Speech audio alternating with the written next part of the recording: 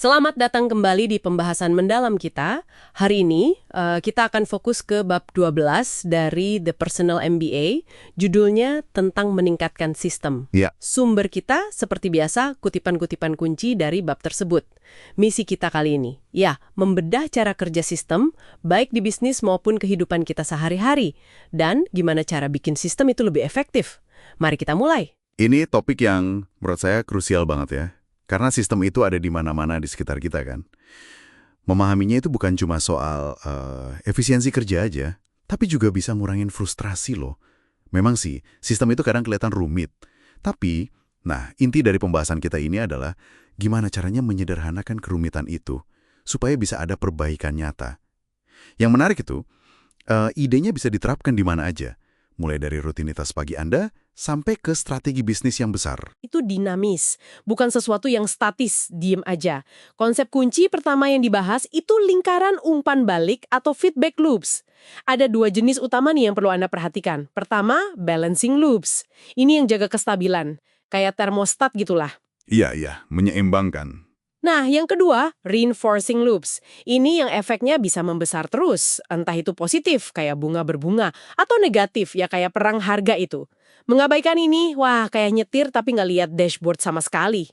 Pernahkah Anda sadar ada loop kayak gini di pekerjaan atau rutinitas harian Anda? Persis. Seringnya kita itu cuma bereaksi sama gejalanya aja. Misalnya, loh kok penjualan turun? Tapi nggak gali. Kenapa sistemnya bisa begitu? Lingkaran umpan balik ini yaitu alat diagnosisnya. Kuncinya di situ. Kalau kita paham ini, cara kita menyelesaikan masalah jadi beda. Nggak cuma nambal gejala, tapi benerin akar masalahnya. Jadi lebih lihat pola, bukan kejadian satu-satu. Itu poin bagus banget. Nah, kalau kita mau memperbaiki sesuatu, ya kita perlu ngukur kan? Disinilah peran indikator kinerja utama atau KPI masuk. Tapi ada peringatan penting nih dari penulisnya. Jangan cuma ukur apa yang gampang diukur, tapi ukurlah apa yang benar-benar penting. Betul itu. Contoh klasiknya kan sering disebut, omset memang kelihatan keren ya, tapi laba itu yang bikin bisnis sehat.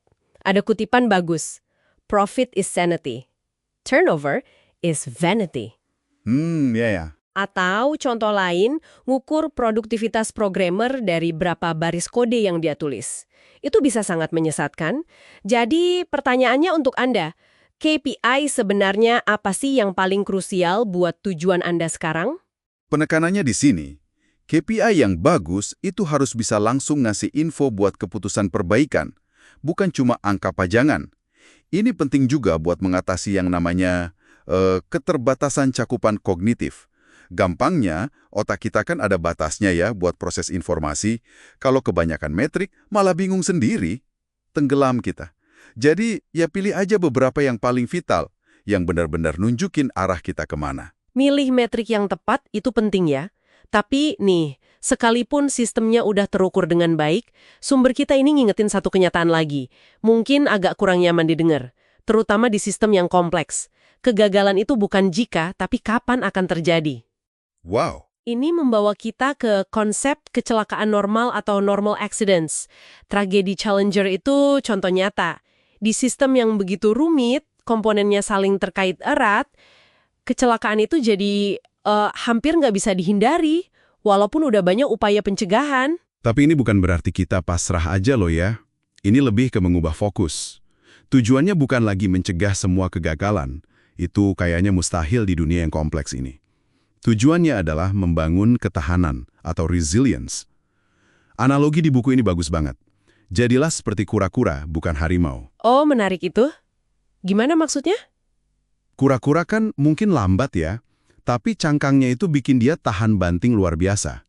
Nah, harimau itu kuat, cepat, tapi dia rapuh kalau ada perubahan lingkungan yang drastis. Wah, analogi kura-kura itu dalam juga ya, bikin mikir, berapa banyak efisiensi palsu yang kita kejar, tapi ngorbanin kemampuan bertahan pas ada badai datang. Ini jadi pertanyaan refleksi juga buat Anda, sistem yang Anda kelola, atau bahkan hidup Anda sendiri, itu lebih mirip harimau yang rapuh, atau kura-kura yang tangguh? Ketahanan ini sering banget dikorbanin. Kenapa? Karena seringkali kelihatan nggak efisien untuk jangka pendek. Cangkang kura-kura kan berat ya. Banyak perusahaan misalnya ambil utang terlalu banyak atau nggak punya cadangan kas yang cukup demi apa? Maksimalkan profit sesaat. Mereka jadi harimau finansial. Kelihatan kuat pas kondisi tenang, tapi begitu krisis datang, wah, rapuh banget. Membangun ketahanan itu butuh pandangan jangka panjang. Oke, jadi kalau kita tahu kegagalan itu mungkin dan ketahanan itu penting, gimana caranya kita bisa lebih siap hadapi ketidakpastian ini? Penulis kenalin yang namanya perencanaan skenario atau scenario planning. Ini bukan soal meramal masa depan ya, tapi lebih ke bersiap untuk berbagai kemungkinan masa depan. Persiapan. Iya, dengan simulasi bagaimana jika, secara sistematis. Mikirin, oke, apa rencana saya kalau misalnya kompetitor utama banting harga 50%? Atau gimana kalau pemasok kunci kita tiba-tiba bangkrut? Latihan kayak gini secara aktif membangun ketahanan dan kelincahan berpikir kita. Perencanaan skenario ini, ya itu jantungnya strategi yang adaptif. Ini maksa kita keluar dari asumsi kita sekarang dan bangun fleksibilitas. Mirip-mirip kayak hedging lah di dunia keuangan, buat melindungi diri dari fluktuasi pasar. Penting banget ini, meluangkan waktu rutin buat beginian. Jangan sampai kita terlalu sibuk sama operasional sehari-hari sampai lupa. Sedikit waktu buat perencanaan skenario ini bisa nyelamatin banyak waktu dan juga sumber daya nantinya. Baiklah, mari kita coba rangkum inti dari pembahasan kita ya. Untuk meningkatkan sistem kita perlu. Pertama, pahami lingkaran umpan balik sebagai alat diagnosis. Betul? Kedua, ukur hal yang benar-benar penting dengan KPI yang tepat. Ya. Ketiga, terima bahwa kegagalan itu bagian dari sistem kompleks, itu konsep kecelakaan normal. Keempat, secara sadar bangun ketahanan, ingat analogi kura-kura tadi. Sip. Dan kelima, berlatih hadapi masa depan yang nggak pasti lewat perencanaan skenario. Lengkap. Nah, sebagai penutup, ada satu pemikiran penting nih dari sumber ini yang mungkin bisa Anda bawa pulang. Sistem itu kan nggak cuma ada di luar sana ya, di bisnis, di proses kerja. Tapi diri kita sendiri ini sebenarnya sistem yang luar biasa kompleks. Oh iya juga ya. Buku ini ngasih pertanyaan reflektif. Seberapa optimal sih Anda menggunakan tubuh Anda? Anda beneran tahu nggak apa yang Anda inginkan? Gimana cara kerja terbaik Anda? Mungkin, ya, meningkatkan sistem internal ini, diri Anda sendiri, itu adalah pengungkit atau leverage terbesar yang bisa Anda lakukan. Jadi, dari semua ide yang kita bahas tadi, mana nih satu langkah kecil peningkatan sistem yang bisa Anda mulai terapkan hari ini? Baik pada diri Anda sendiri atau pada pekerjaan Anda.